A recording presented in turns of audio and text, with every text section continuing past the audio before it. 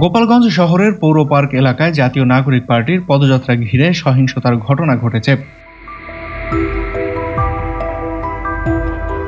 পদযাত্রা শুরুর আগেই ছাত্রলীগ ও আওয়ামী লীগের নেতাকর্মীরা হামলা চালায় বলে অভিযোগ।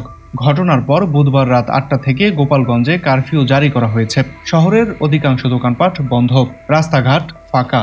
আইন শৃঙ্খলা পরিস্থিতি নিয়ন্ত্রণে সেনা, বিজিবি ও নৌবাহিনী মোতায়েন রয়েছে।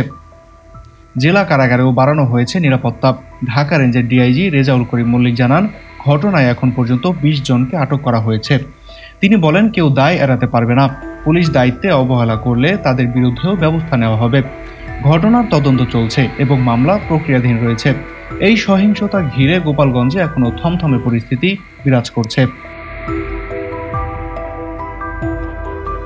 মাহাদি Hasan, BN, people voice television, Dhaka.